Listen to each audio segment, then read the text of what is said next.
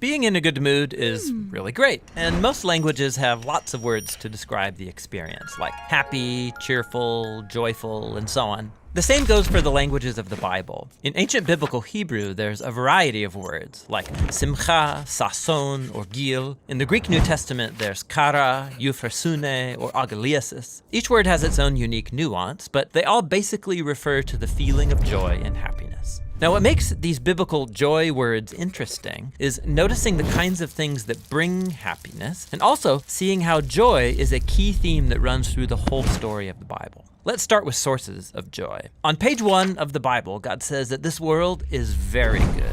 And so naturally, people find joy in beautiful and good things of life, like growing flocks or an abundant harvest on the hills. The poet of Psalm 104 says, a good bottle of wine is God's gift to bring joy to people's hearts. People find joy at a wedding or in their children. There's even a Hebrew proverb that compares the joy that perfume brings to your nose with the joy a good friend brings to your heart. However, human history isn't just a joy fest. The biblical story shows how we live in a world that's been corrupted by our own selfishness. It's marked by death and loss. And this is where biblical faith offers a unique perspective on joy. It's an attitude God's people adopt, not because of happy circumstances, but because of their hope in God's love and promise. So when the Israelites were suffering from slavery in Egypt, God raised up Moses to lead them into freedom. And the first thing the Israelites did was sing for joy. Even though they were in the middle of a desert, they were vulnerable, the promised land was still far away, they rejoiced anyway.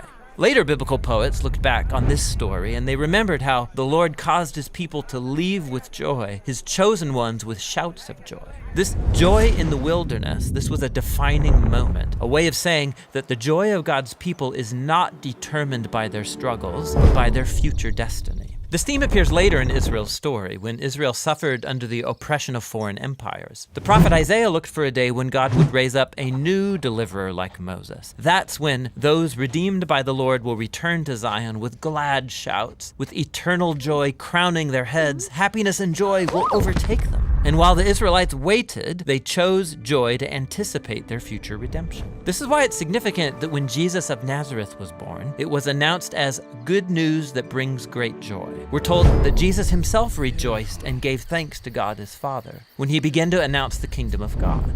He even taught his followers the same joy in the wilderness, saying, when people reject you or persecute you for following me, rejoice, be very glad, because your reward is great in heaven.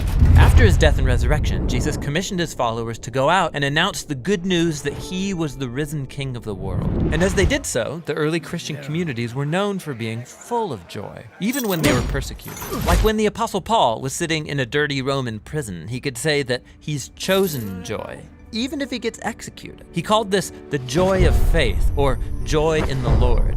He believed it was the gift of God's Spirit, a sign that Jesus' presence is with you, inspiring hope in the midst of hardship. And when you believe that Jesus' love has overcome death itself, joy becomes reasonable in the darkest of circumstances. Now, this doesn't mean that you ignore or suppress your sorrow. That's not healthy or necessary. Paul often expressed his grief about missing loved ones or losing friends or his own freedom. He called it being full of sorrow and yet rejoicing. As he acknowledged his pain, he also made a choice to trust Jesus that his loss wouldn't be the final word. This is very different from the trite advice to turn that frown upside down. Christian joy is a profound decision of faith and hope in the power of Jesus' own life and love. And that's what biblical joy is all about.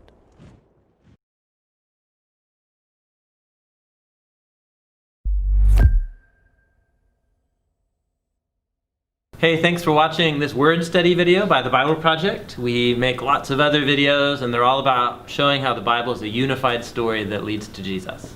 You can go to our website, thebibleproject.com, see what we're working on, and even jump in to pitch in a few bucks to the next one. Thanks for being a part of this with us. Thanks, you guys.